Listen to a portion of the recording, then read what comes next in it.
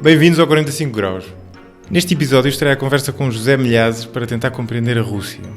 Especificamente vamos falar da história do país, da geografia, da União Soviética também e mais recentemente das políticas de Vladimir Putin. E vamos de alguma forma oscilar entre um tipo de análise que se centra naquilo que eram as condicionantes históricas que sempre existiram e que de alguma forma se podem manter, e por outro lado aquilo que são as políticas mais recentes e que, na opinião de José Milhazes, se devem essencialmente a más decisões da parte do governo de Putin nos últimos largos anos.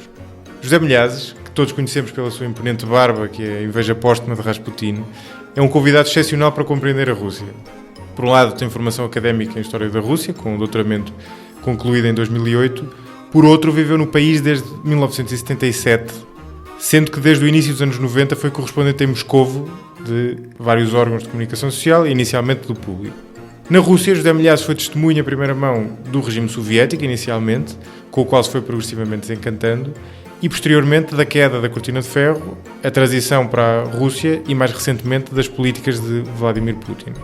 O mote para a nossa conversa foi a leitura de 2 livros que o jornalista e historiador publicou, um deles um ensaio histórico, chamado Rússia e Europa, uma parte do todo, o outro um misto de uma autobiografia e de uma peça jornalística na primeira pessoa chamado As Minhas Aventuras no País dos Sovietes, uma referência com alguma nota de humor a um livro do Tintin. Milhazes está de resto numa senda criativa, visto que só em 2017 já leva 3 livros publicados, sendo que falámos deste último durante a nossa conversa. Finalmente fica a nota para que foi o próprio José Milhazes que amavelmente sugeriu que eu usasse apenas o apelido, visto que esse é o modo como é normalmente tratado. Sem mais demoras, vamos então conversar com o José Milhazes.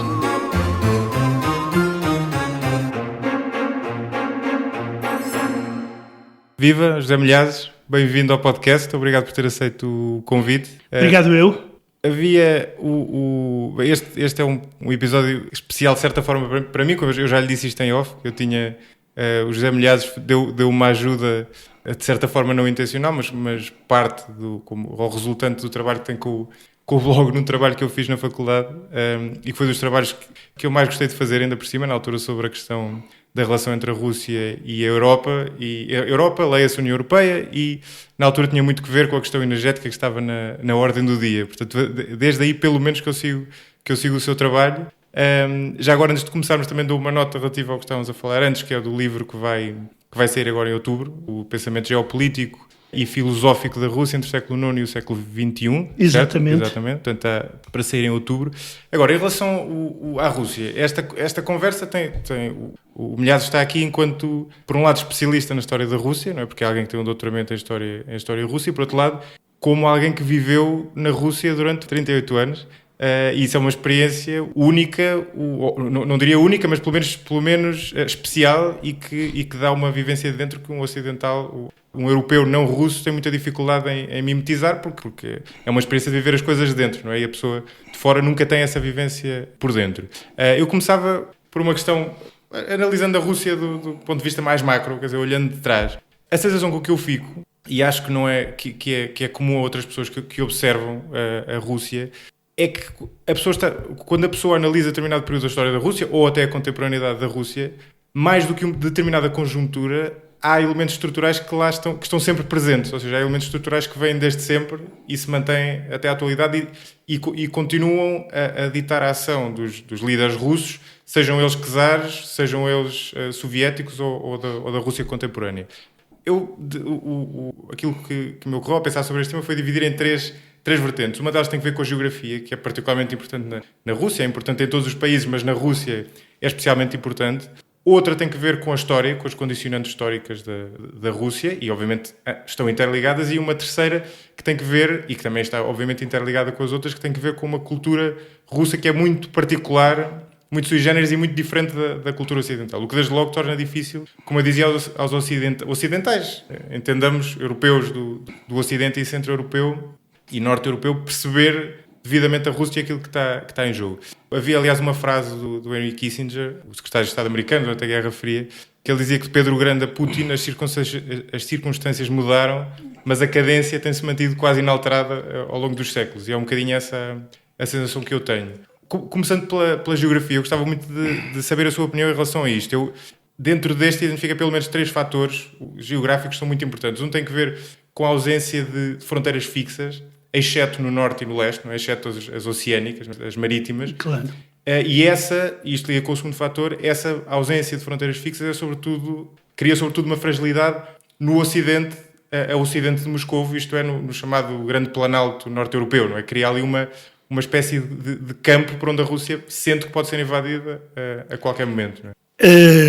Se olharmos do ponto de vista histórico, a Rússia sempre se sentiu entre o Ocidente e o Oriente. Exato. E uma pressão fortíssima, ora de um lado, ora do outro.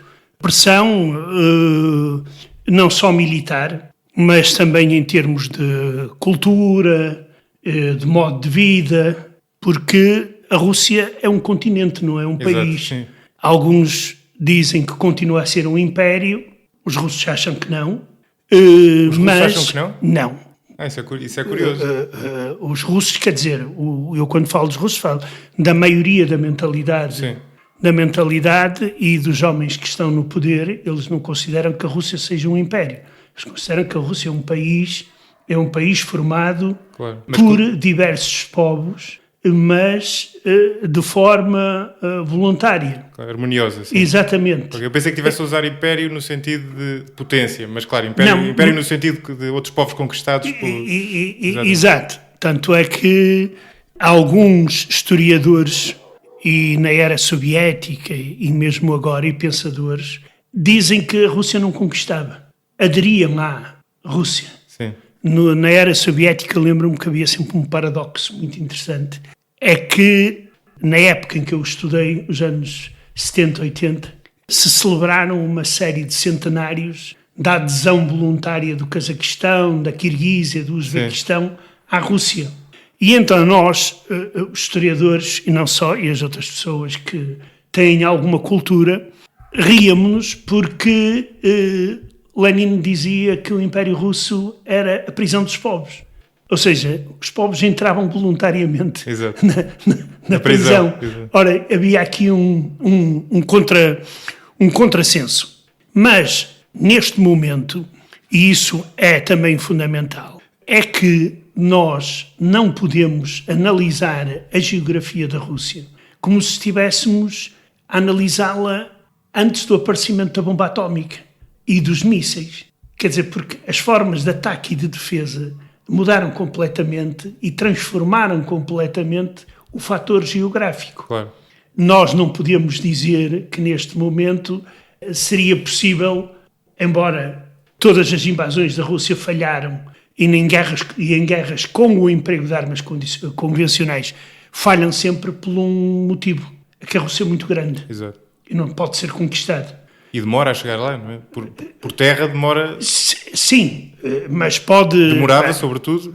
Napoleão conquistou Moscou não adiantou coisa nenhuma. Claro. Quer dizer, acabava... Se o Hitler tivesse conquistado Moscou, acontecia-lhe a mesma coisa. Iria ter certamente problemas logo a seguir. Daí que, neste momento, é outro tipo digamos, de guerra, que eu espero que não aconteça. Que é o emprego de mísseis que podem demorar minutos a chegar a Moscovo ou de Moscovo a uma cidade qualquer da União Europeia. Nesse sentido, são geografias completamente diferentes. Mas isso é engraçado, porque esta questão da geografia recolhi isto de um livro interessante, que aliás cuja tradução em português chegou há pouco tempo, do Tim Marshall, que se chama Prisioneiros da Geografia. E o que ele faz, e é interessante por ser contraintuitivo, é relevar a questão geográfica que normalmente está mais ou menos implícita nas análises que são feitas, mas muitas vezes não está explícita. E o argumento dele é justamente, em certo sentido, é o argumento contrário. Não é bem contrário, mas ele põe algum pendor na questão geográfica, e o que ele diz é que mesmo com, em última análise, com a bomba nuclear, como é evidente, Sim. mas mesmo com mísseis de longo alcance e com drones e tudo mais, a questão geográfica continua a ser relevante, ou seja, continua a ser relevante aquilo que está próximo e aquilo para onde se pode enviar homens e aquilo onde se pode agir diretamente. Quer dizer, eu não estou de acordo com essa tese, porque eu não estou a imaginar uma guerra de se chegar a acordo que guerra se vai fazer antes de se começar. E esse esquema seria bom, se, por exemplo, seria bom só seja. Sim, seria válido. Seria válido, exato. Se, por exemplo, os dirigentes da NATO se juntassem com a Rússia e dissessem, olha, nós vamos combater, mas só com armas convencionais. Quer dizer, nós não estamos nessa fase. E nós não sabemos. Basta olhar para o problema da Coreia do Norte.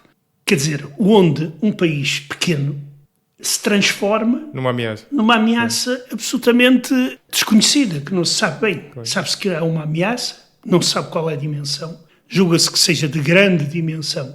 É uma ameaça muito maior do que todos os exércitos convencionais da NATO têm contra a Rússia. Claro. Mas a bomba atómica muda as regras do jogo, não é? Mas a bomba atómica, apesar de tudo, já cá está há largas décadas e a guerra não deixou de continuar de outras formas mais tradicionais, socorrendo-se de alguns mecanismos modernos, e lá está, de mísseis de longo alcance, mas mantendo a guerra nuclear fora do plano de jogo, sabendo-se que obviamente isso implicaria provavelmente o fim de ambos os lados. Exato. Mas até que ponto? Porque no caso da Europa e da União Europeia e da Rússia, e eu não estou a ver qual será o fundamento para, digamos, o início de uma guerra de grandes dimensões, mesmo convencional. Porque a União Europeia não tem exército desde logo, portanto seria a NATO, porque desde logo seria uma guerra que teria um poder de destruição gigantesco e atiraria a Rússia e a Europa para o underground, para o submundo. Não era para o terceiro mundo ou para o quarto mundo, seria em termos de desenvolvimento. Prejudicial. E isto é a primeira coisa que... E depois, quer dizer, não há motivos, até porque existem armas de contenção, não há motivos para que essa guerra exista. Há políticas que tornam ou que chegam a determinados pontos perigosos, mas é tal linha vermelha que não deve ser ultrapassada. Agora, imaginar uma guerra convencional e entre a Rússia e a Europa, eu não estou, porque ela vai acabar por se transformar numa guerra com o emprego de armas de destruição em massa. Mas aqui tão importante como poder haver guerra é a ameaça dela, não é? Ou uma escalada militar que pode nunca chegar a concretizar, mas vai medindo as forças entre ambos os lados. Em relação à questão geográfica, a última coisa que eu lhe queria perguntar em relação a isso, aqui fazendo de advogado do diabo em relação ao argumento que o Milhado estava a dar, é a questão a maneira como a Rússia tem reagido à aproximação do Ocidente, nomeadamente à aproximação dos Estados Unidos. E não me parece ser indiferente, ou não me parece ser igual à Rússia, os Estados Unidos ter um arsenal em casa, ou ter um arsenal noutros países, e esse mesmo arsenal estar na Polónia, ou chegar à Ucrânia, por exemplo. O que me parece ter acontecido é que, e aí a geografia de facto teve um papel importante, é que a Rússia sentiu-se ameaçada quando a NATO se começou a aproximar, a roer os calcanhares, para essa expressão da Rússia, e a aproximar-se do Ocidente da Rússia cada vez mais, não é? A partir do momento em que está na Polónia, a partir do momento em que está na Ucrânia e começa a tentar fazer a Ucrânia aproximar-se do Ocidente. Sendo ainda por cima a Ucrânia, e essa também é outra questão interessante, a base, o território mãe da Rússia, não é? Porque a civilização russa começou em Kiev. Eu não diria que a civilização russa começou em Kiev. Isso é uma questão muito complicada. Pois, imagino que seja.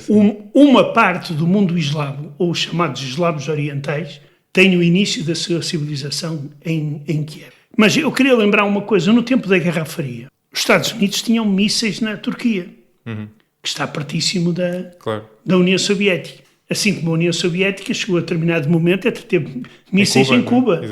Não, justamente, estavam cada um a retaliar face ao outro. Exato.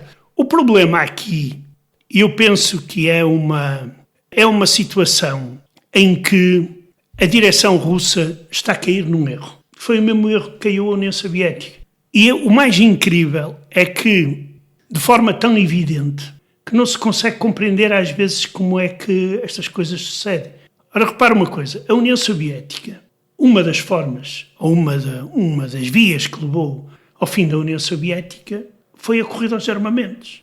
Mikhail Gorbachev, quando chegou ao poder, uma das primeiras revelações que fez foi: nós, em armamentos, gastamos 40% do orçamento de Estado. Quer dizer, é um absurdo. Os Estados Unidos hoje gastam 10%. E já é muito. Exato. Um baile-nos Deus. Isso adiantou alguma coisa à União Soviética? Não, porque a União Soviética era uma grande potência, mas com os pés de barro. E os pés de barro era o petróleo e o gás, que atiraram. Era a economia em geral.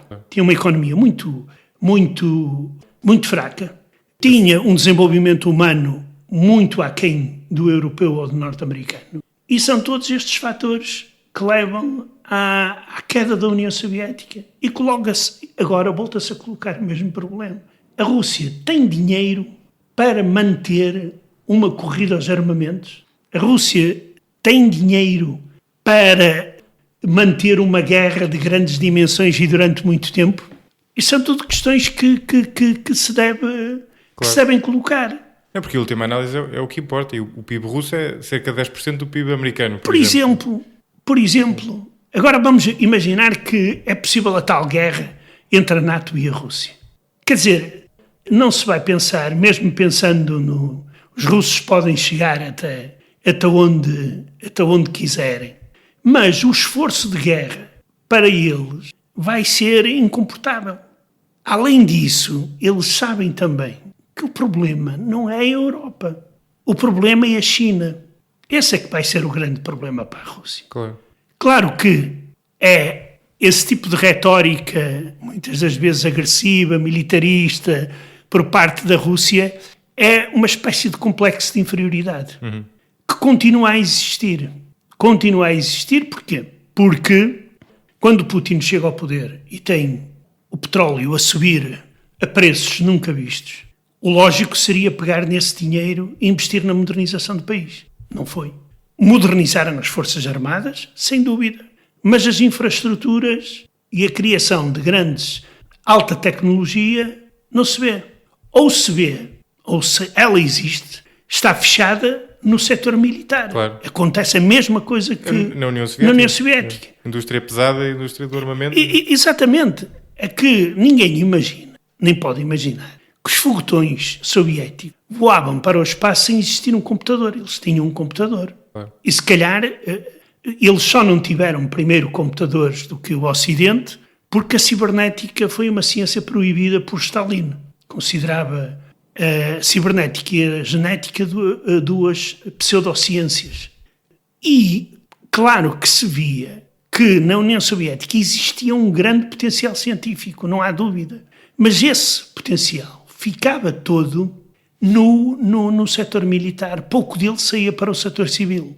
E esta também é uma das causas que levava a que os soviéticos tivessem um nível inferior de vida aos europeus e ao descontentamento e ao descontentamento das pessoas. Por isso, cada aventura em que Putin se envolve em termos de política externa é uma machadada na Rússia. Vamos supor que a Rússia é uma árvore e Putin está a dar machadadas na árvore. Ou está a cortar o ramo onde a Rússia está sentada. Porquê? Porque uma das razões é exatamente essa. Por exemplo, a guerra na Síria, o Assad, com a ajuda dos russos, pode vencer. Mas vencer como? Como? Aqueles grupos todos vão desaparecer todos? E mesmo que desapareçam, quem é que vai reconstruir a Síria? E isto são tudo perguntas que às vezes as pessoas não pensam. Pensam só nos êxitos militares. Claro, uma vitória de pirro, não é? Exato. Como foi o Afeganistão. O Afeganistão foi uma das causas da morte da União Soviética. A Guerra Civil em Angola, por exemplo. O Vietnã da União Soviética. Exato. Né? Como lhe chamou o Brzezinski, por exemplo, aquele politólogo famoso americano. Mesmo a Guerra Civil em Angola. Os soviéticos forneciam armamentos grátis. Quer dizer, juntando estes conflitos todos, levou a que a União Soviética não tinha pernas para andar. E caiu. E é isso que eu receio que neste momento está a acontecer outra vez. Aconteça de novo. E a história se repita. Mas o que é engraçado com o Putin e leva-nos a outra particularidade russa, que parece poder justificá-lo, é que ele tem essa política, que é uma política fácil de analisar externamente. Ou seja, é fácil, a pessoa tem a partir de quase tudo na mesa de que precisa para fazer um julgamento em relação a essa política. E, porém, ele parece ter níveis de polaridade extremamente elevados, por muito que seja difícil confiar nos dados. A verdade é que tudo indica que sim, e me parece, vendo de fora, mas o Milhazes conhece isso muito melhor do que eu, porque conhece por dentro, o que me parece estar por trás disso é o facto de ele apelar ao patriotismo russo que se mantém desde sempre e que gosta, no fundo, de o ver a jogar o jogo dos reis. É uma pseudo-grandeza. Isso leva a Putin tentar, isto recorrendo à linguagem de futebol, a tentar querer jogar na primeira divisão com uma equipa de segunda. Exato. Esse é que é o problema. Porque neste momento, há duas superpotências. Chama-se uma China e a outra Estados Unidos. A Rússia só é superpotência, ou só é grande potência, chamamos-lhe assim, porque tem armas de destruição. Claro. E em tanta quantidade que destrói mesmo tudo se as empregar. E porque está no Conselho de Segurança da ONU. Exato, e pronto. Mas, até que ponto, e isso para uma grande parte dos russos, aqueles que veem televisão, veem muita televisão, ficam todos contentes. Às vezes é um pouco como na Coreia do Norte, que as pessoas ficam todas maravilhadas porque nós lançamos um míssil. E então a televisão mostra o míssil e cria-se uma realidade um pouco enganosa. Porque, por exemplo, a geração mais nova russa já começa a ter outro tipo de olhar. A geração antiga, a geração da televisão, exatamente tem essas ideias. A geração mais nova, a geração da internet, já começa a ter um olhar mais diferente em relação a essa política. Claro que Putin tem grande popularidade. E eu não diria quanto, diria mais de 50%. Agora, os 80% acho exagero. Mas o problema aqui vai ser é quando as pessoas começarem a ver a situação em que o país se encontra. Esse é que é o problema que se coloca e que sempre se colocou. Porque quando se tratou da União Soviética, a União Soviética também era a melhor no espaço, tinha o melhor bailado do mundo, etc., por aí fora. E depois veio-se saber que por trás daquilo, quer dizer, sabia-se. Só que a propaganda que se fazia que está tudo fantástico. Claro. E além disso, aqui na Rússia há uma componente que na União Soviética existia, mas em dimensão muito menor, que é a corrupção.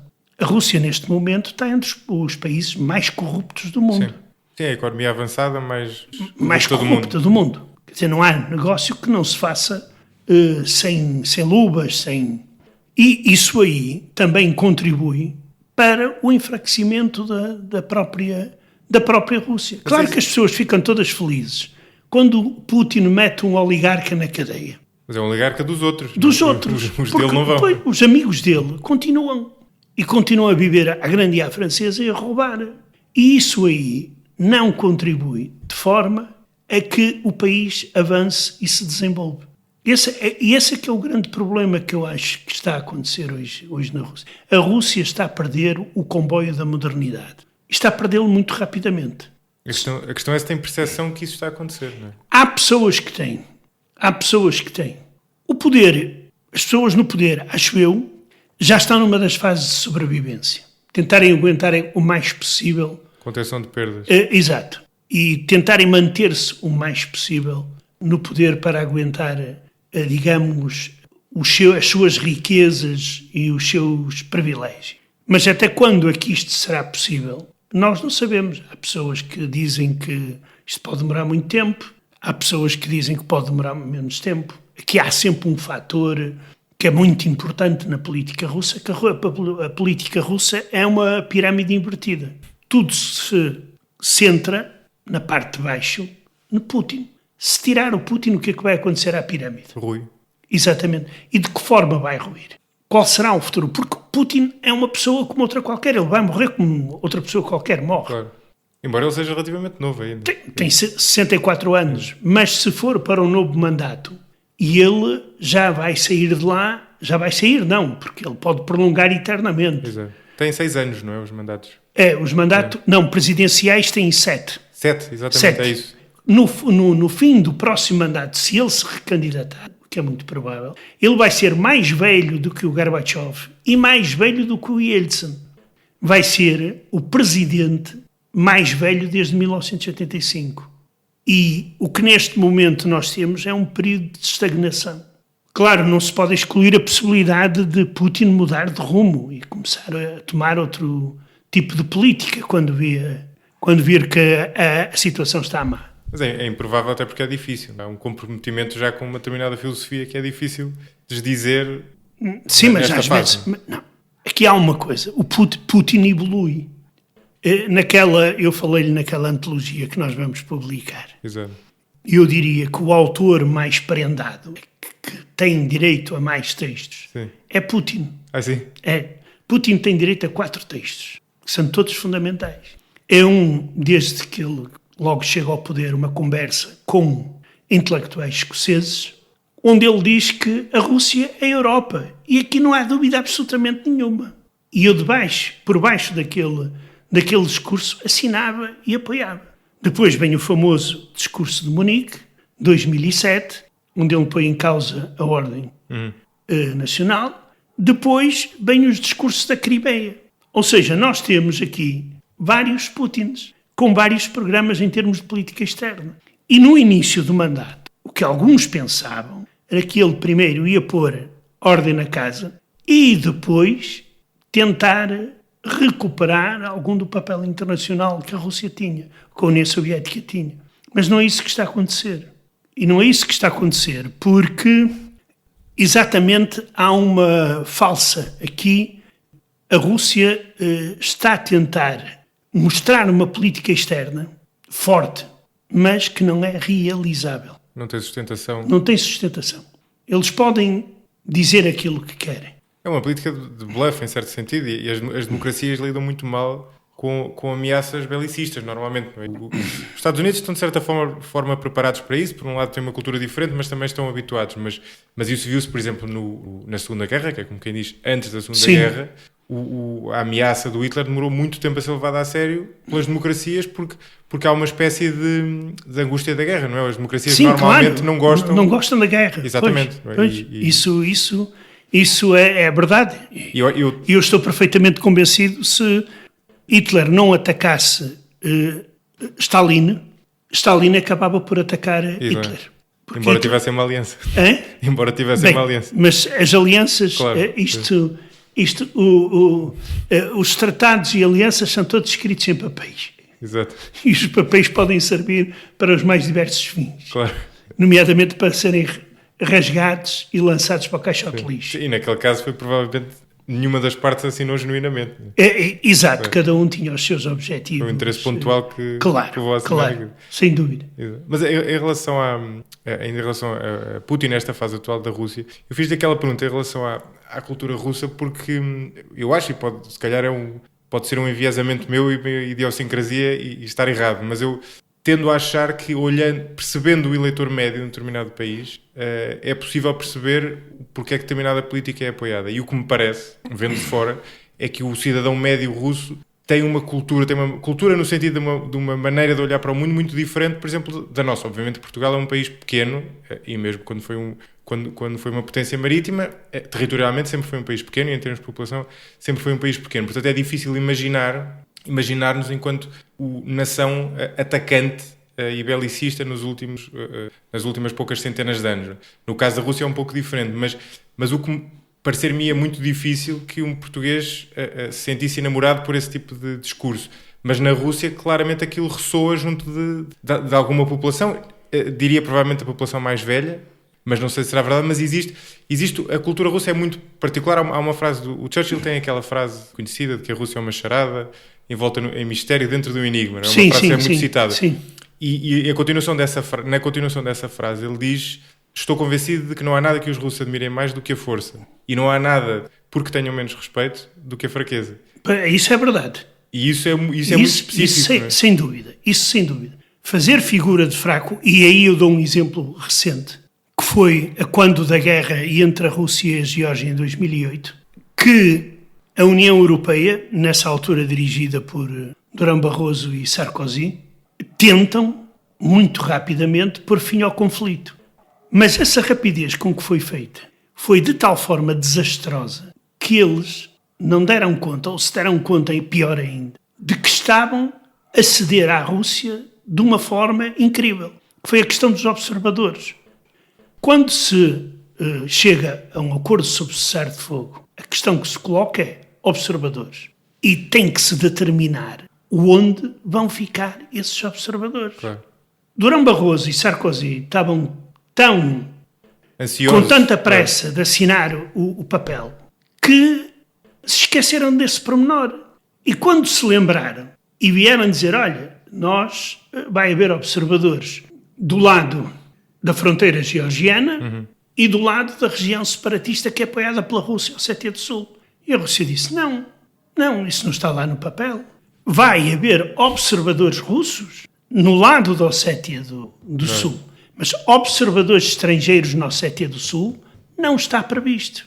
E isto o que é que permitiu? Isto foi uma das formas que levou, em 2014, Putin a fazer aquilo que fez na Crimeia. Se ele tivesse tido outro tipo de resposta em 2008, certamente, talvez ele não tivesse feito aquilo que fez na Crimeia. Já não quero falar de sanções e isso, porque isso aí é uma coisa mais complicada. E aproveitou e tem sabido aproveitar a desorganização europeia, não é? A Europa não tem uma política externa comum. Absolutamente. Isso é outro ponto forte da Rússia. É que a Rússia tenta, e com algum êxito, dividir a União Europeia. Mas, no fim de contas, isto não vai levar ao fortalecimento da Rússia, mas ao enfraquecimento. A Rússia só será forte quando decidir de uma vez por todas que é um país europeu e que o lugar da Rússia é na Europa. Não digo na União Europeia, porque, como você sabe, quer dizer, não se pode meter um elefante dentro de uma garrafa. Exato. É impossível. Agora, o que pode acontecer, e o que estava a acontecer antes da Crimeia, era isso. Era a criação de toda uma série de corredores de cooperação em vários níveis, desde nível humanitário, na questão de facilitação da passagem dos vistos, até o grande incremento de relações económicas entre a União Europeia e a Rússia, e etc. Só assim é que a Rússia se poderá transformar num país moderno e, digamos, e forte no verdadeiro sentido. Sim, e relevante. Exato. Relevante a longo prazo. Porque a chamada viragem para o Oriente, para a China, vai significar o quê? Nós vamos ter uma viragem, mas vamos ter um gigante em termos económicos e em grande parte já em termos militares, e vamos ter o tal gigante, mas com pés de barro, que tem armas, mas não tem economia. Claro. E não vai haver relações de igualdade. Prazo, Não vai haver relações de igualdade. Quando muito pode haver um simulacro de igualdade, mas não sustentável. Não, mas isso vê-se os BRICS, por exemplo. Os BRICS estão a ser utilizados pela China claramente. Não é a Rússia que dá cartas, porque não é a Rússia que investe. É a China que tem o dinheiro. Claro. A China é que tem dinheiro para emprestar e para construir e tudo isso. Claro. A Rússia faz o quê? A Rússia vende armas, mais nada. Bem, agora começaram, há uns anos para cá, a exportar cereais, o que é muito bom, mas não é suficiente. E também não é suficiente. Naturais, claro. E não é suficiente também exportar gás e petróleo só. Claro. É preciso muito mais. Isto liga a uma questão interessante, que é os grandes países têm sempre uma tendência para se verem como providenciais, não é? Como tendo uma espécie de desígnio histórico a cumprir. Não é? Eleitos por Exatamente. Deus. Isso acontece obviamente com os Estados Unidos, acontecia com a Inglaterra e com o Reino Unido, acontecia com a França, acontecia obviamente com a Alemanha. Acontecia obviamente com a União Soviética. Acontecia com a União Soviética. A libertadora dos povos. Exatamente. E acontece agora com a Rússia, que vai buscar a tal teoria medieval da Terceira Roma. Exatamente. Quer dizer, uma espécie de Constantinopla, ou de Nova Constantinopla. Exato, sim, exatamente.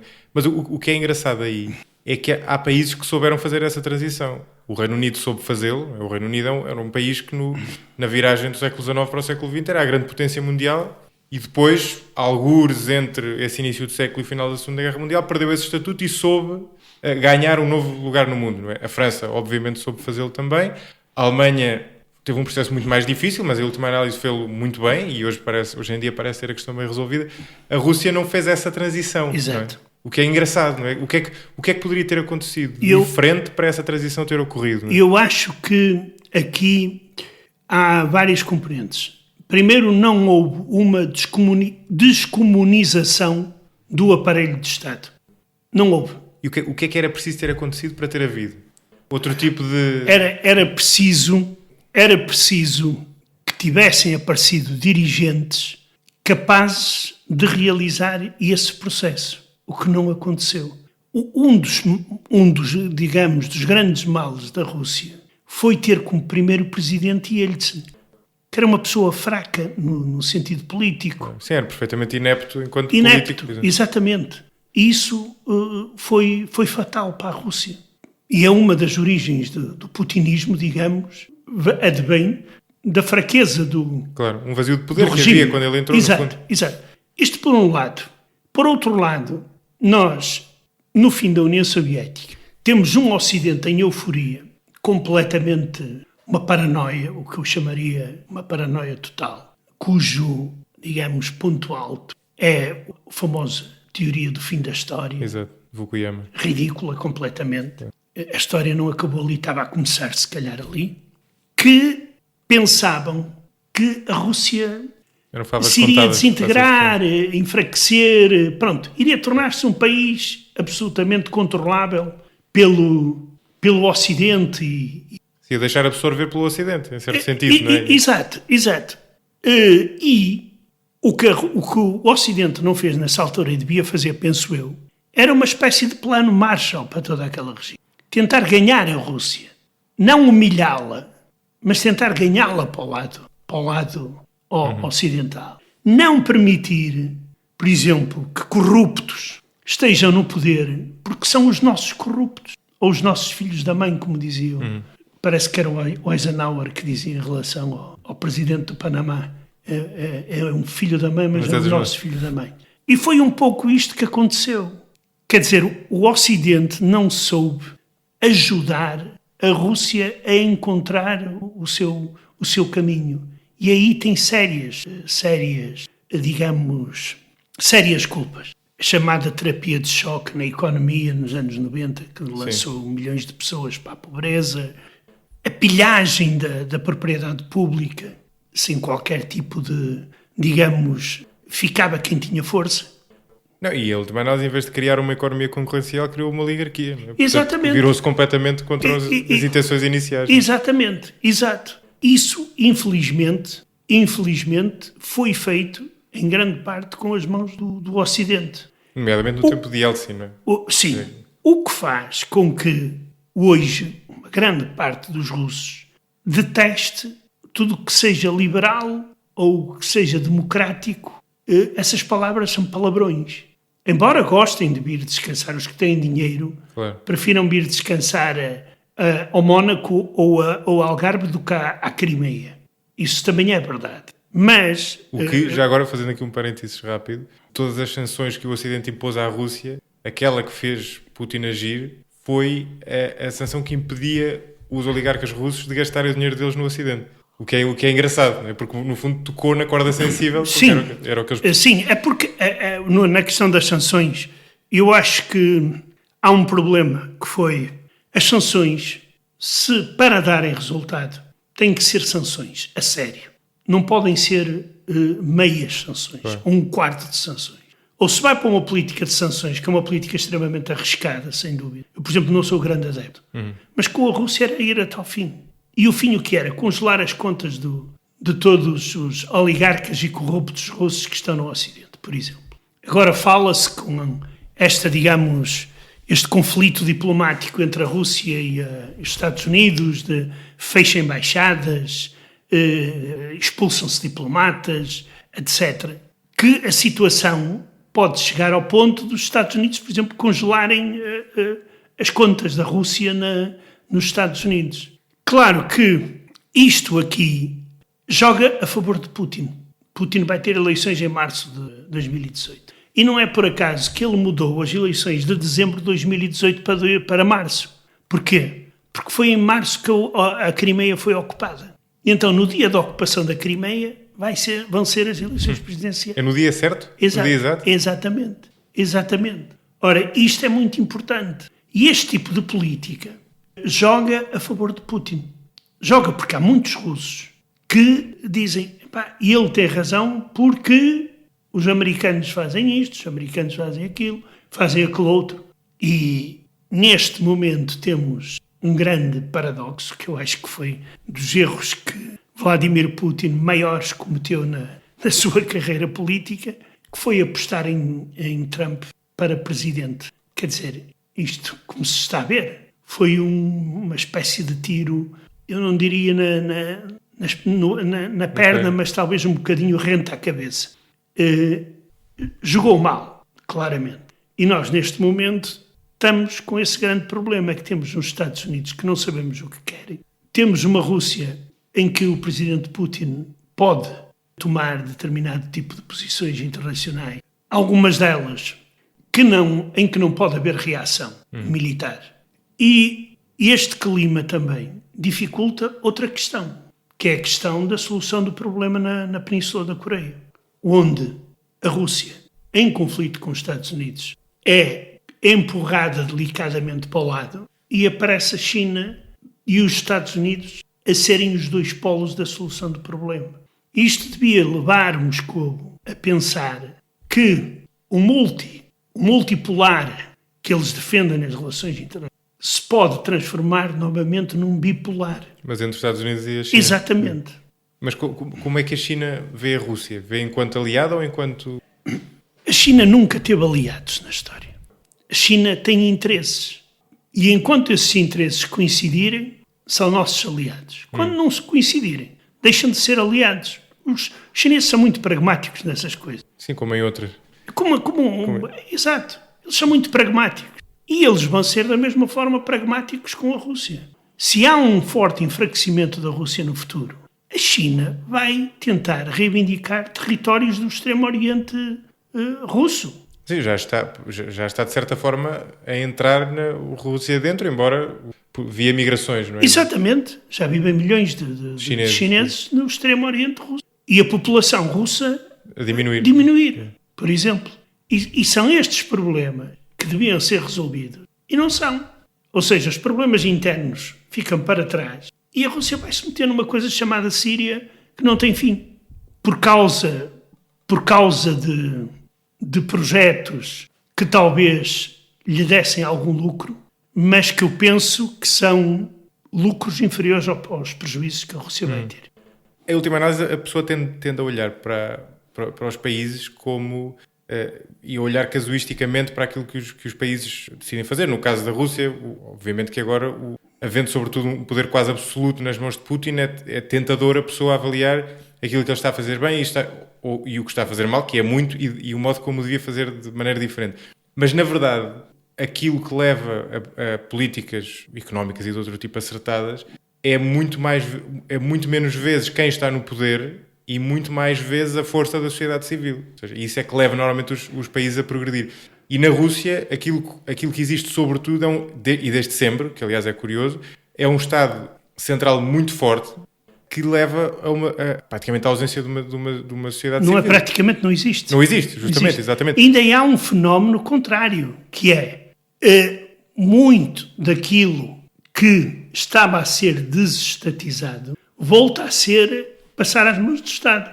Por exemplo, neste momento, há toda uma série de bancos que estão com problema e que já estão a ser nacionalizados. E daqui a pouco, na Rússia, corre-se o risco de haver 2 bancos estatais abertos e 2 bancos que não são fechados porque têm capital estrangeiro. Ou seja, num país daqueles, claro. 4 ou 5 bancos. Sim, o regresso ao poderá haver, está-se a ver uma grande centralização no setor do petróleo. A Rosneft, a bem e a mal, dirigido pelo antigo agente dos serviços secretos, que por acaso fala muito bem português. Ah, sim?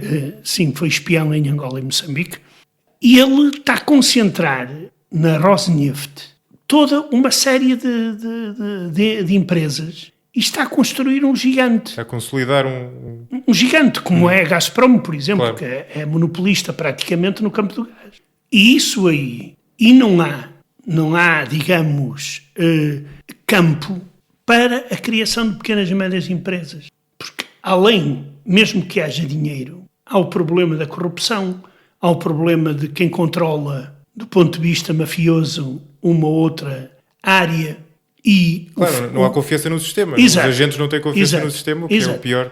E o principal é que, com o preço do petróleo como ele está agora, Putin precisa de dinheiro para vencer as eleições do ano que vem. Ele vai ter que dar alguma coisa a oferecer. Ele vai ter que ir buscar algum lugar. E esse lugar podem ser, por exemplo, algumas petrolíferas que estão a ser absorvidas pela Rosneft, porque aumentar impostos não aumenta, porque senão é um problema. E elas estão, desculpe interromper, elas estão a ser absorvidas de que forma? Estão a ser adquiridas? Estão a ser expropriadas? É mais ou menos... umas são adquiridas, mas quase de forma... coercitiva. Exato. E o que acontece é que para o ano vai haver eleições na Rússia, Putin vai ter que despender dinheiro para, digamos, manter o ar de que o país está a desenvolver. Mas depois das eleições, as pessoas com quem eu falo, economistas, e isso dizem, a situação vai ser de apertar o cinto, aumento de impostos e etc., porque não há dinheiro. Porque o dinheiro do petróleo, se registar, se mantiver, se não existir um salto grande, não vai ser suficiente. Não vai ser suficiente e uma grande parte das reservas das reservas que foram acumuladas, já estão gastas. Claro. Já estão a ser gastas e o Estado fica... o Estado, ao centralizar tudo, também não cria possibilidades ao país de enriquecer e, portanto, até por via dos impostos, criar um círculo virtuoso. É quase um círculo vicioso que se cria aqui. Exato. Voltando à questão histórica, eu acho sempre interessante olhar para trás, porque a pessoa olhando para trás percebe uma série de coisas, não é? E aquilo que existe hoje na Rússia não é, por muito que a figura de Putin tenha invadido o sistema e mudado muitas coisas a seu favor, a verdade é que muito vinha de trás. E a Rússia tem particularidades engraçadas, isto é, curiosas. Desde logo foi um país, lá está, tinha um Estado central muito forte. Isso foi sempre foi visível, mesmo no tempo de Pedro o Grande, que fez uma série de reformas, foi sempre com a mão de ferro do Estado. Sim. Foi um país onde o feudalismo durou até muitíssimo tarde. 1861 é quando termina a servidão da gleba, pouco mais de 150 anos. Sim, 1861. Sim. Exatamente. E mesmo assim formalmente, não é? Depois na prática... Sim, na prática os problemas claro. Chegaram até 1917 e foram uma das razões da Revolução Comunista. E aliás a questão da servidão, do feudalismo é engraçada, porque há quem sustenta uma tese interessante de que um dos fatores que fez divergir o Ocidente europeu do leste europeu em termos de desenvolvimento económico foi a peste negra, que teve uma série de repercussões, mas uma delas foi o facto de ter diminuído brutalmente a população e ter diminuído brutalmente a população servil. E o que acontece nesse caso é que o poder de regateio, digamos assim, o poder negocial dessas pessoas aumenta porque passam a ser menos. Claro. E no Ocidente, sobretudo em Inglaterra, o fenómeno que aconteceu na altura foi que o feudalismo, de certa forma, começou a terminar porque as populações começaram a juntar-se e a pedir condições melhores e a pedir salários mais altos e, sobretudo, mais liberdade de trabalho. No leste europeu e, sobretudo, na Rússia, em vez de acontecer isso, o que aconteceu foi que, por haver um jogo de forças ligeiramente diferente, ou seja, por haver as populações, as cidades e as povoações eram mais dispersas e os senhores feudais estavam mais unidos, levou a que acontecesse justamente o contrário. Claro, eu vou dar um exemplo que é um mito que existe muito em certa historiografia, que é o caráter liberal da czarina Catarina II. Exato. Isso é completamente falso.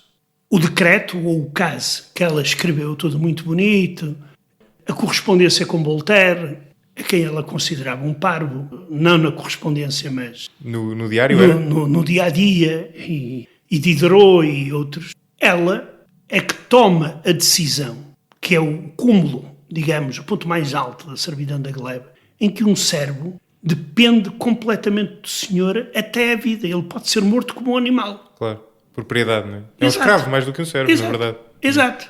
Quer dizer, isto nós já estamos em finais do século XVIII. E as coisas vão-se arrastando até 1861, quando a Europa já está na Revolução Industrial, quando na Rússia começa a aparecer alguma indústria. Já existia alguma indústria, mas era uma indústria na base da servidão. E depois o grande problema foi da distribuição da terra depois da servidão, porque muitos dos servos continuaram a depender dos senhores feudais. Claro. E não houve, digamos, Há algumas tentativas e até importantes de industrialização do país no início do século XX, mas que não foram levadas até ao fim por várias razões. Ou porque o czar não confiava no primeiro-ministro, ou porque o primeiro-ministro foi assassinado e depois começa a Primeira Guerra Mundial, que é outro momento muito importante para digamos, dar uma estocada no regime do último czar russo, que deve ter sido dos mais incompetentes da história da Rússia. Em relação à questão do centralismo do Estado russo, há quem considere que a Rússia está, de certa forma, condenada a ser uma autocracia com um Estado forte, não é?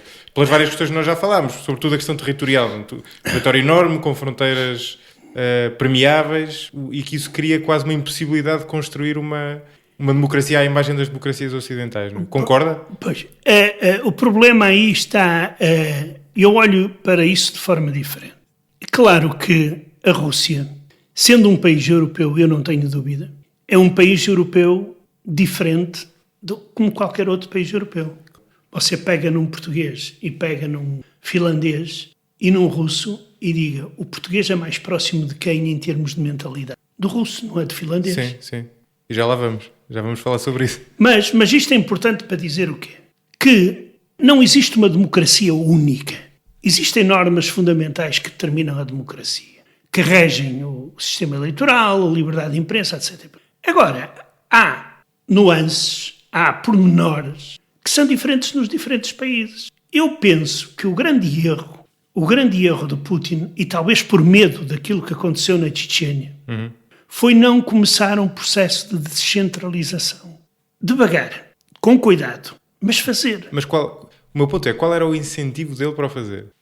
Primeiro, dava às regiões uma autonomia maior para se desenvolverem e retirava do aparelho de Estado funções do central, que são desnecessárias. Mas esse é o benefício para a Rússia e para o povo russo. Agora, Vladimir Putin, enquanto, no fundo, monarca absoluto da Rússia, que foi aquilo em que ele se tornou, que incentivo é que ele tem para fazer isso? Porque nós, se olharmos para a história... Tem a sobrevivência dele como política.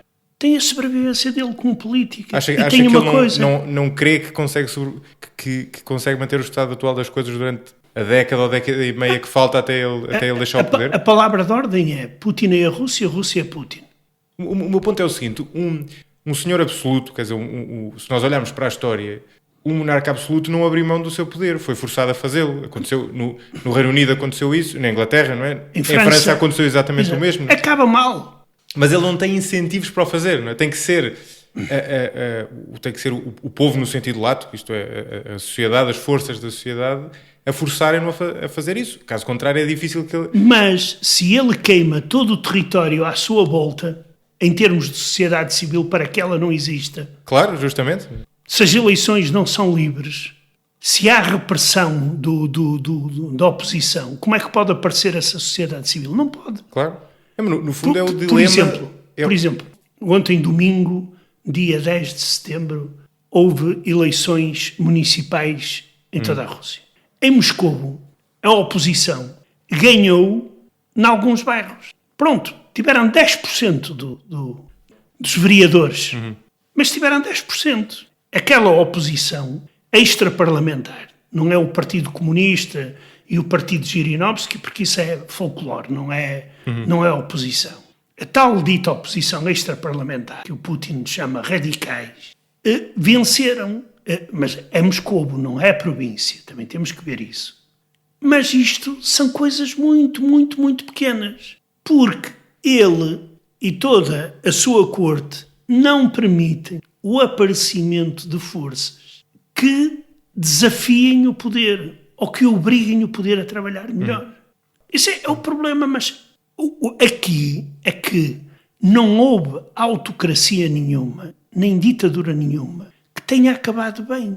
Quer dizer, pode acabar na China, porque a ditadura chinesa, está a fazer um trabalho de desenvolvimento do país gigantesco. Não, e a ditadura chinesa tem muito cuidado e vive muito nesse dilema justamente, que é de tentar fazer o país progredir, mas não sacrificar a mão que tem no... E tem sabido, de certa forma, fazer isso, pelo menos até ver. Exato. E, por exemplo, respeitam a propriedade privada. Exatamente. E, de certo modo, há um respeito pelos investidores estrangeiros. Mas é um mistério, é um enigma que ninguém realmente consegue decifrar, porque seria fazer futurologia, saber como acabará a história. Acabará a história, salvo seja, não é? Como estará a China daqui a 20 anos, por exemplo. Se ter-se-á convertido numa democracia, continuará no caminho da liberalização económica, mas sem liberalização política, por exemplo, não é? 20 anos para a China são minutos. Na China, o tempo é muito mais longo. Mas pronto, a história de que falamos agora começou nos anos 70, 80, não é? Exato, Dos 80. exato. Nós temos que esperar algum tempo. Mas quando aparecer, como está a aparecer, uma classe média forte, aí poderá aparecer digamos, pelo menos algumas sementes obriguem o regime a abrir, a dar mais liberdade. Por exemplo, os chineses agora podem viajar para o estrangeiro. Antes não podiam. Claro. Os soviéticos não podiam, só com autorizações especiais. Claro. Os chineses já podem. Não, eu tenho Quer dizer, só que os chineses, a mim parece-me, que eles andam muito devagar. Por exemplo, eu dou sempre este exemplo quando se fala da questão da Crimeia. Você imagina os chineses a invadirem Taiwan. Não o vão fazer. Claro. Porquê? Porque sabem que porque sabem que Taiwan pode demorar 50, 100 anos, vai fazer parte da China. Assim como Macau, assim como Hong Kong, etc. E a Rússia, o que lhe faltou é paciência. Porque a Rússia não se pode tornar um polo da atração, como pretendia, por exemplo, a União Soviética, e como a Rússia pretende, mostrar-se o defensor da paz, etc., etc., entrando em confusões como estas e precipitando-se como se precipitou Putin. Agora, deixe-me só para terminar. A autocracia vai acabar mal porque eu não estou a falar em revolução de massas, do povo sair à rua. Na Rússia, aqueles filmes sobre a Revolução Comunista, as massas todas saírem à rua, aquilo é tudo... folclore. É um bocado de folclore.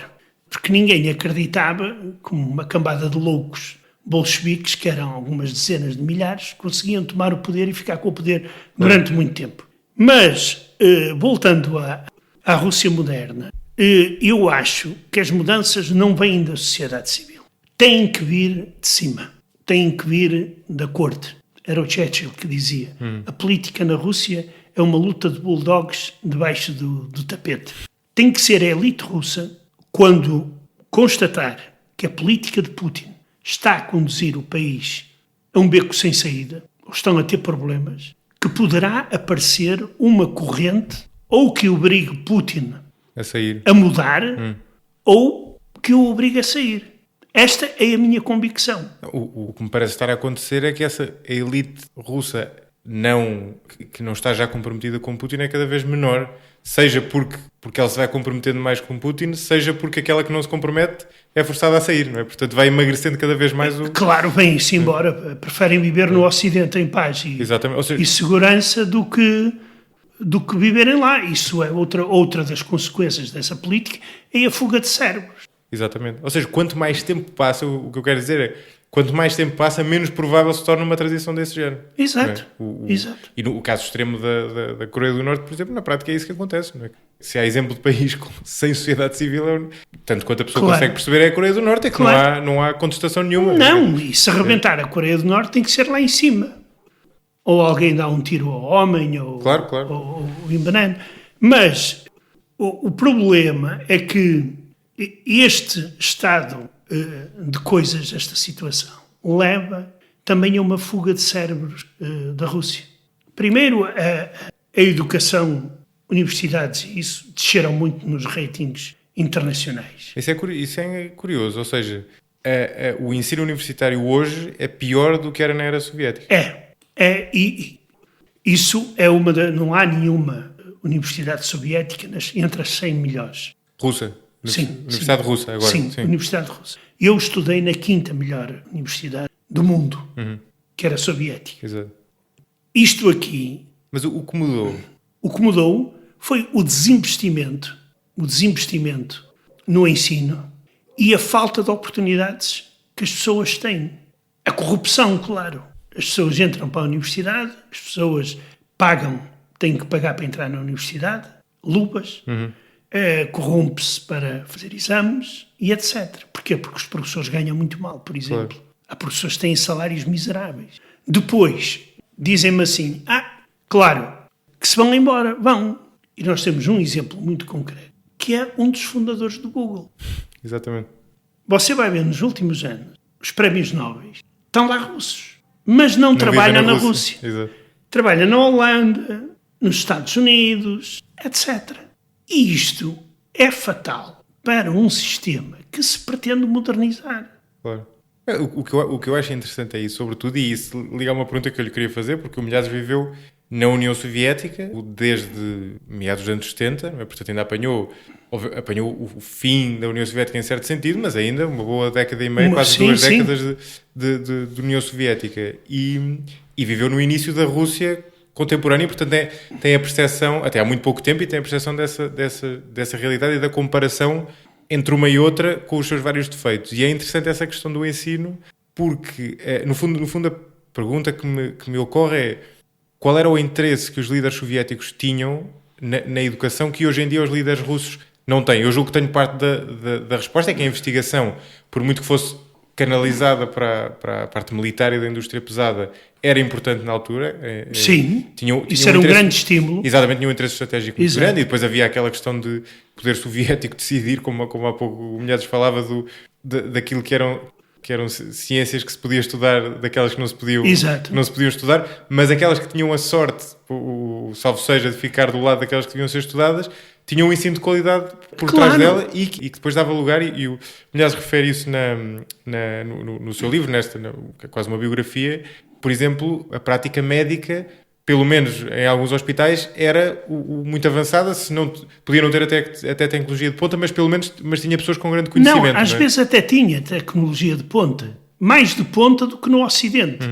Só que existia um paradoxo. A mim utilizaram-me raios laser para me tratar. Eu, quando cheguei a Portugal e disse isso aos especialistas, eles ficaram de boca aberta.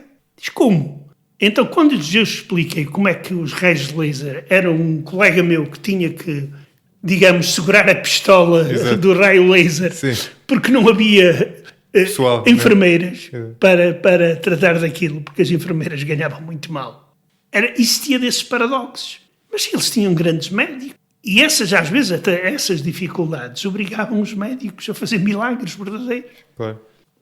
Quer dizer, agora, quando se pode comprar diplomas, se pode corromper professores nos exames, claro que quando saem das universidades vêm muito menos preparados. Os que têm dinheiro têm o problema resolvido. Desde criança, agora a moda entre os ricos a mandar os filhos para Inglaterra, França, Suíça, Estados Unidos. Universidades, a mesma coisa. Quantos deles é que voltam à Rússia? E se voltam, quanto tempo aguentam na Rússia? Esse é que é o problema. E é um problema que se vai agudizando. Putin fala do intelecto artificial e quem chegar à inteligência artificial irá dominar o mundo, drones e não sei quanto. Quer dizer, tudo isso é muito bonito. Mas até lá alguém vai ter que fazer isso. E nós vemos que, salvo o antivírus Kaspersky, você não vê mais, digamos, tecnologia russa que seja empregue no Ocidente. Há os motores para os foguetões norte-americanos que são fabricados ainda na Rússia, alguns deles, e pouco mais. E isto é outro problema que se vai fazer, que já se está a fazer sentir, e se sente cada vez mais, claro, que é o baixo nível. O problema na União Soviética era outro no ensino, principalmente naquilo que se chamava as ciências sociais. Que as ciências sociais estavam completamente truncadas.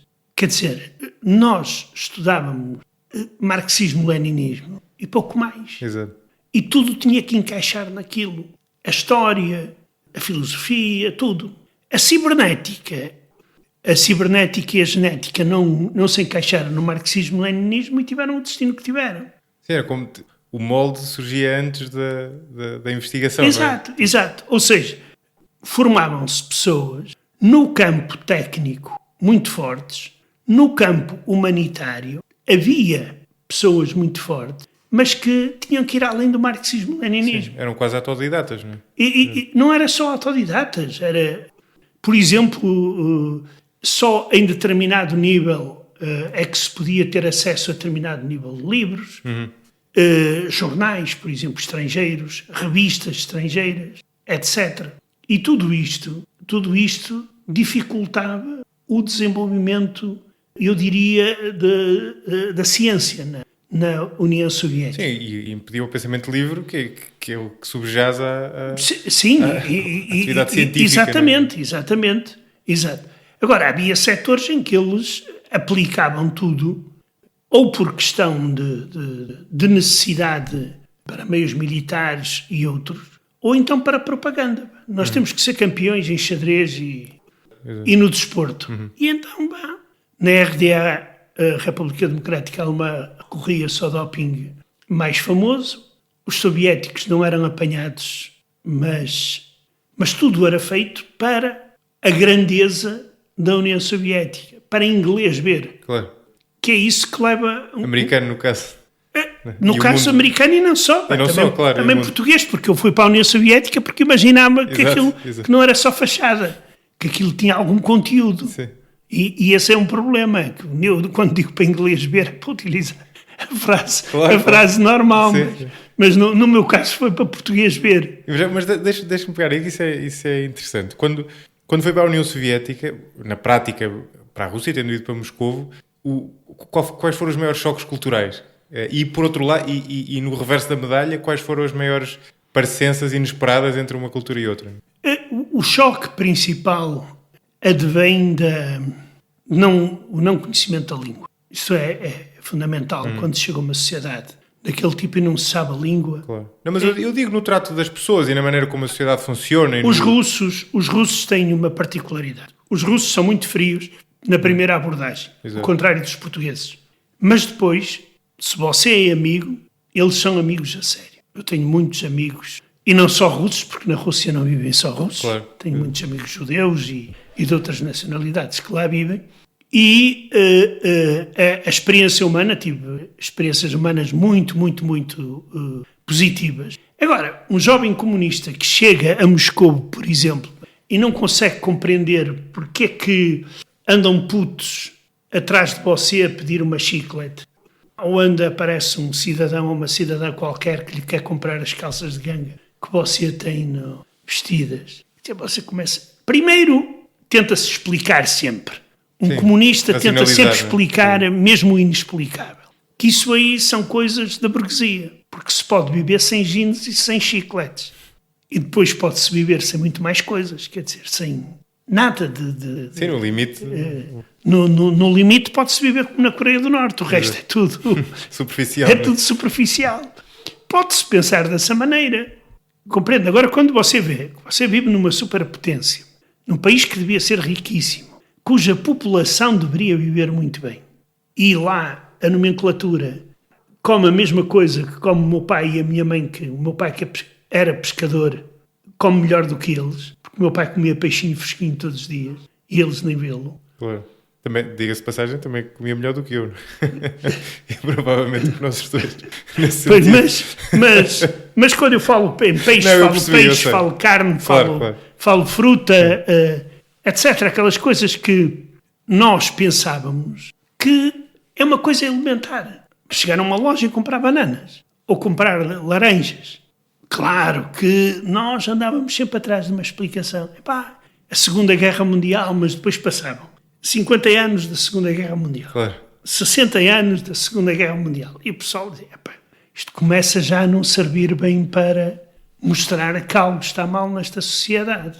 Era uma economia de guerra que nunca terminava. Claro que nunca terminava. E esse foi a grande tragédia. E depois, quando você ia para a província, entrava na província, você via que aquilo era pior, salvo as 3 repúblicas do Báltico, que eram uma espécie de montra, ou uma outra cidade São Petersburgo, Leningrado naquela altura, Kiev, onde existia mais ou menos um nível de vida semelhante ao de Moscou.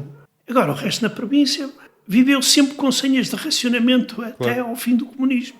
Quer dizer, isso era uma coisa que não se encontra explicação. Encontra-se explicação. É que o sistema é ineficaz. Não funciona. É bonito, promete tudo, mas na realidade... Sim, parece explicar a realidade bem, não é? Parece dar uma explicação tudo total. Quando se lê uma obra de materialismo histórico, materialismo dialético, está lá tudo explicadinho. Uma espécie de estética, não é? Exato. E tem um grande problema.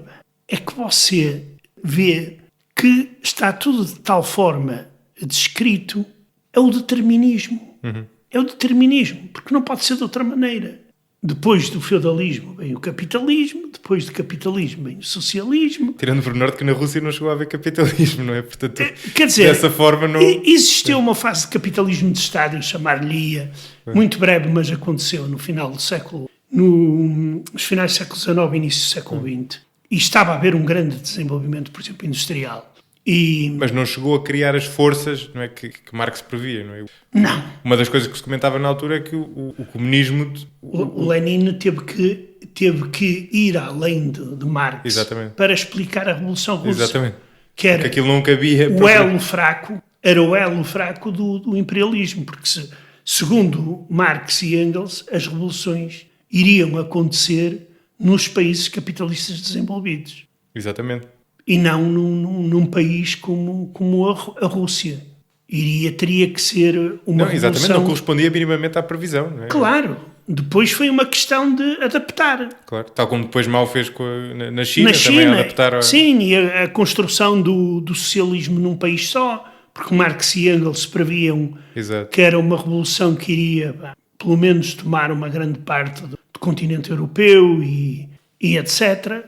Eles, os ideólogos russos, ou soviéticos, iam arranjando, digamos, motivos para explicar essas mudanças que eram preciso ser feitas. Exatamente. Mas que tinha que ser, depois, claro, depois do socialismo vinha o comunismo. Mas como o socialismo já estava construído na União Soviética e em 1956 ou 1954, Khrushchev, num desses anos, Khrushchev disse, dentro de 20 anos vamos viver no comunismo. Mas isso não aconteceu. Então criaram uma etapa intermediária que era o socialismo desenvolvido, que era uma espécie de antiporta do paraíso, onde eles tinham que esperar pelos outros. Mas quer dizer que o socialismo desenvolvido não se distinguia nada do outro socialismo. Não havia. Havia ali uma... Até porque tinha que se, por exemplo, explicar se o marxismo-leninismo previa uma descentralização do poder, até ao ponto do poder desaparecer. E no comunismo não havia poder de Estado, o Estado desaparece. Nós temos na União Soviética o contrário. É claro que se arranja o contrário, porque estamos cercados por países imperialistas, somos uma muralha cercada, temos que estar aqui todos unidos para que não deem cabo de nós. E pronto. Mas o certo é que quem ganhou com tudo isto foram os europeus, por um paradoxal que pareça. Porque a Europa social começou a aparecer antes de 1917. Os operários já começam a ter alguns privilégios, poucos, mas começam a ter, já se luta por 8 horas de trabalho diário, etc. Depois da Revolução de Outubro, o processo de melhoramento das condições de vida das classes inferiores na Europa, e principalmente depois da Segunda Guerra Mundial, é muito grande devido à pressão soviética. Porque era a única forma de travar a União Soviética. Era, além do poderio militar, mostrar que a capacidade económica era muito maior. Claro. E a União Soviética funcionava como o resultado que podia ter uma política económica inepta, não é? Era um papão para os patrões. Exatamente. Exato, que hoje não temos. Hoje não existe, exatamente. Não, mas é verdade. Mas é uma coisa que é verdade. Nós, europeus, ganhamos muito com isso. Os soviéticos não ganharam nada. Nós ganhamos. Às vezes, eu digo isto muito sinceramente, eu às vezes penso, mas não seria melhor que a União Soviética continuasse a existir, claro. E a funcionar a ver se o pessoal tinha mais juízo na distribuição da riqueza? Porque funcionava. Hoje nós não temos mecanismos de substituição. Era uma espécie de mecanismo de equilíbrio do sistema. Exato, né? Exato. Fronteira era um limite quase, era uma espécie de força que limitava a oscilação. Exato. Não, isso é verdade. E a questão do Fukuyama, do fim da história, a história não acabou, mas mudou. Claro. E também mudou no Ocidente e aquilo que depois deu origem, muito daquilo que deu origem à crise económica começou na altura em que os Estados Unidos ganharam a hegemonia solitária do mundo, não é? Da geopolítica. Mas voltando àquilo que eu lhe estava a falar há pouco, eu fiz há bocado esta pergunta, mas não tão aberta, e gostava de lhe fazer de forma aberta, que é, comparando a União Soviética com a Rússia atual, e quando eu falo da União Soviética, estou a falar da parte russa da União Soviética, que é aquela em que o Milhazes viveu maioritariamente, o que é melhor agora e o que é pior? Eu já percebi que o ensino, paradoxalmente, piorou. Há outros aspectos que tenham piorado também, apesar das limitações que já existiam na altura na União Soviética? Em alguns lugares, principalmente na província, as coisas pioraram. Porque... Apesar das senhas de racionamento? Sim, porque se antes existiam os calcoses e os sovcoses, aquelas unidades cooperativas de produção que mantinham alguma organização, quando tudo isso se desintegrou, a aldeia russa entrou em crise. Agora não, está-se a reorganizar outra vez, começam a aparecer grandes explorações agrícolas, os pequenos e médios, digamos, camponeses têm grandes dificuldades de sobreviver, mas eu acho que é muito difícil fazer esse tipo de avaliação. Claro, é sempre superficial. Porque, por exemplo, em termos médicos, a assistência médica piorou. Piorou em toda a parte. Claro, quem tem dinheiro... Claro, certo, bem entendido, mas aí é um jogo diferente. Vai à Alemanha tratar-se, ou vai à Suíça. Mas, em geral, é difícil fazer esse tipo de comparação. Porque quando havia liberdade de expressão e as pessoas pensavam, quando se estava a formar a tal sociedade civil, aí havia esperança de que as coisas iam melhorar, que as coisas iam tomar outro rumo. E hoje essa esperança não há. Quer dizer, por exemplo, em termos de professores primários, eles recebiam tão mal na época soviética como recebem agora. Mas também depende, se tiverem escolas privadas em Moscou, ganham muito mais. Claro, cada caso é um caso, não é? É muito difícil fazer uma avaliação desse tipo e muito ampla. Agora, o que se pode dizer é que não houve nenhum salto civilizacional. Ao contrário do que aconteceu em Portugal. Porque nós, independentemente de toda a situação crítica e difícil em que nós nos encontramos, e eu não tenho dúvida que o nosso país deu um salto civilizacional. Claro. Desde a minha partida em 77 até hoje, Portugal modernizou-se muito. O tipo de possibilidades de acesso ao ensino, por exemplo, na minha altura, quantas pessoas, filhos de pescadores, andavam a estudar na universidade? Claro. Era eu e não sei se havia mais. Claro. Havia mais um. Hoje, os meus sobrinhos, eu tenho doutores entre os meus sobrinhos. Não doutores. Formados. Mesmo doutores. Exatamente. Exato. Quer dizer que é um salto muito grande. Porque os pais deles continuam a ser pescadores. Mas eles já são doutores. Claro. Sim, com todas as limitações do sistema, a verdade é que tiveram... Exato. Claro, é difícil, têm problemas de trabalho, têm que emigrar, mas houve. Nós notamos isso. Nós vivemos melhor. Quando há uma pessoa que me diz que antes do 25 de Abril que viviam melhor do que agora, diz, vocês deviam ter vergonha na cara, porque eu vivi antes do 25 de Abril. Claro que eu vivia numa camada social muito baixa. Não, mas até por isso tenho a sensação do grande salto que demos. Agora, do fim da União Soviética e na Rússia, não se deu... Sim, esse salto não é perceptível. Provavelmente, claro, há luxo, tem-se acesso a tudo. deixou de haver racionamento, não é? Pelo menos. Claro, tendo dinheiro, você pode comprar tudo o que quiser e mais alguma coisa em Moscou. Claro. Não falta nada. Isso aí é uma coisa que na época soviética nem sonhar. Claro. Mas isso aí não é sinal de... Sim, foi simplesmente uma abertura das fronteiras comerciais e não necessariamente uma maior... Exato. E até uma concentração de riqueza que passou a ser de clandestina, passou a ser estar à luz do dia e ser visível. Exatamente. E até demonstrativa. Sim, até uma certa ostentação. Exato. Há uma coisa que o Milhares fala no livro, muito engraçado. Engraçado, de novo, não é nada engraçado, mas é curioso, que é a questão do antissemitismo na Rússia. Que eu, confesso, desconhecia. A pessoa, obviamente, conhece o antissemitismo no Ocidente, conhece o antissemitismo que esteve na base do regime nazi, mas na União Soviética, até por ser o opositor do regime nazi, a pessoa quase tendia por defeito a assumir que esse não era um problema. Não é? E isso é um problema muito complicado, mas é um problema muito antigo. Já antes da Revolução. Claro, exatamente. Existia o antissemitismo. Os judeus só podiam viver em determinadas regiões do Império. Por exemplo, eles não eram livres de ir viver para Moscou ou para as grandes cidades. Só podiam ir se fossem médicos, advogados, músicos e pouco mais. Mas qual era a explicação? Qual é a origem desse... É a mesma origem que do Ocidente.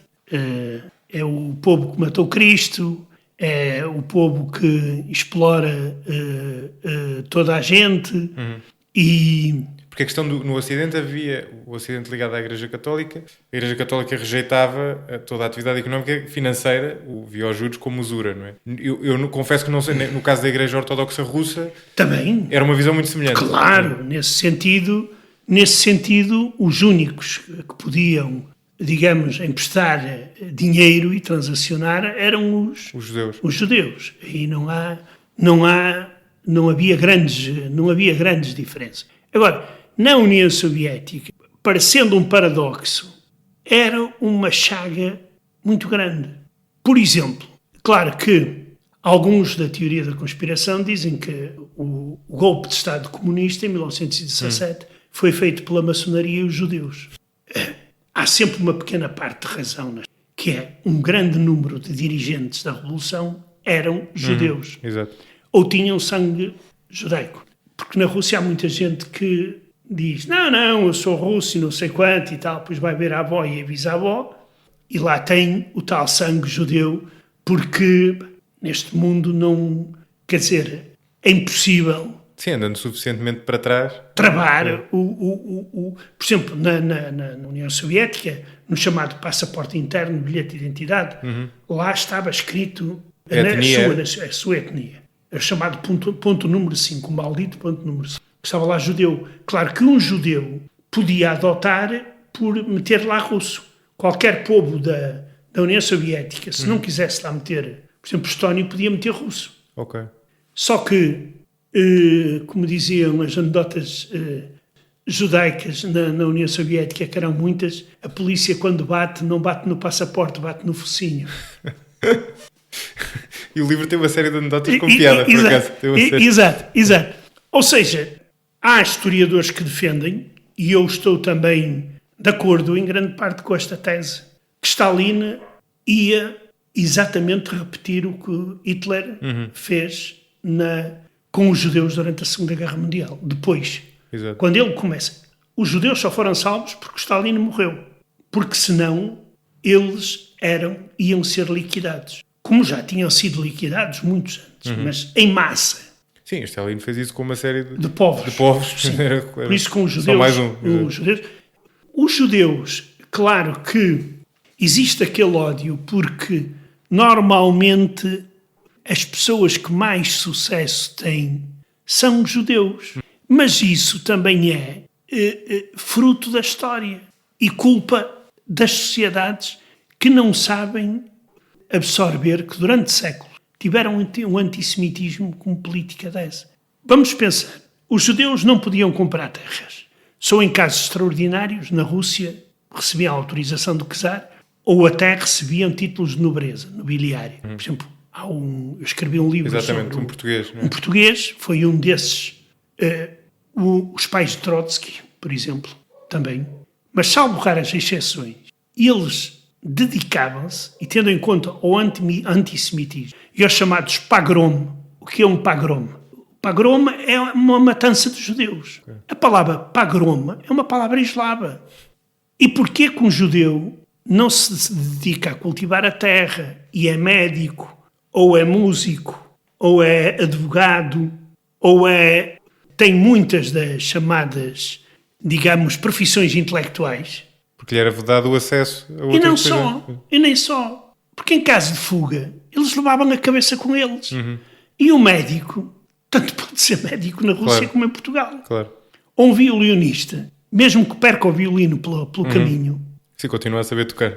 continua a saber tocar. O alfaiate a mesma coisa. Sim, essa é uma visão interessante, por acaso.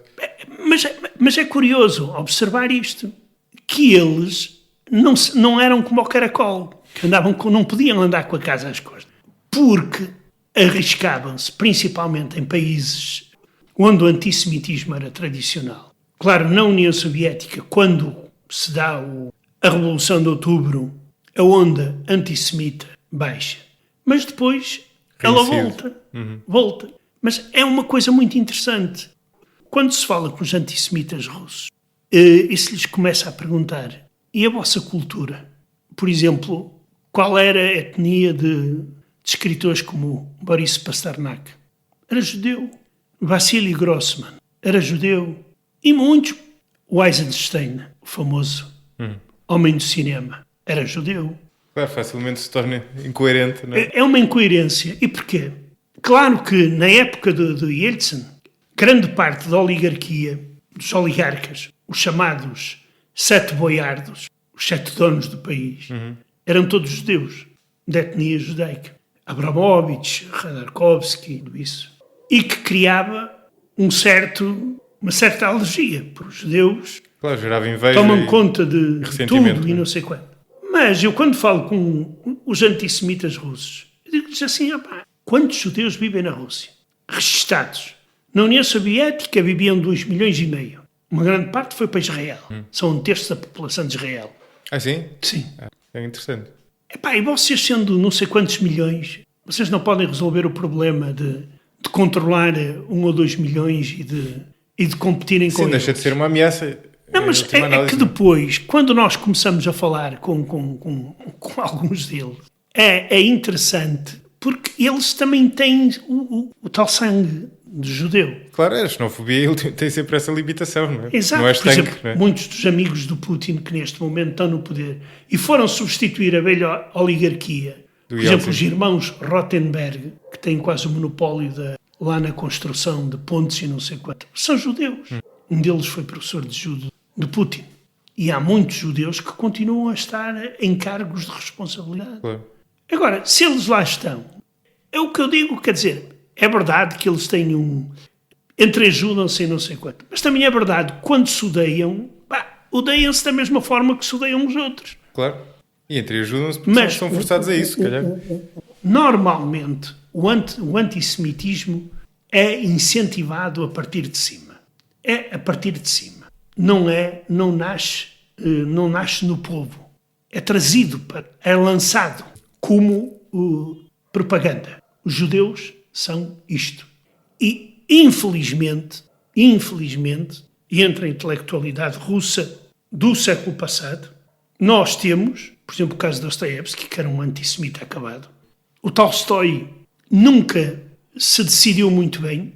Por exemplo, no caso de algumas matanças de judeus, ele ficou calado, não se pronunciou em defesa. Pronto, mas também não se pronunciou contra. Ficou calado. Há outros momentos em que ele sai em defesa, noutros não sai. Mas nós temos uma coisa aqui que é importante, é que o antissemitismo é utilizado em momentos em que o poder tem problema. E então, como diz uma quadra famosa que se cantava na Rússia, se na torneira não há água, quem são os culpados? Os judeus? Claro, não podem ser o povo principal. Claro, é o bode expiatório, no É fundo. o bode expiatório. Claro. Assim como qualquer povo basta incentivar e encontrar bodes expiatórios. Claro, e é sempre essa atratividade, a atração do... Exato. Nós já não somos antissemitas, porque não temos judeu. Não temos, praticamente. Ou temos muito pouco judeu. Mas ainda temos algumas expressões, o que é curioso. Exato. Como semítico, não é? Exato, mas temos expressões que ficaram, mas que já não têm o conteúdo ofensivo. Exato. E perderam estão distantes da etimologia, não é? Exatamente. As judiarias e Exato. E fazer judiarias.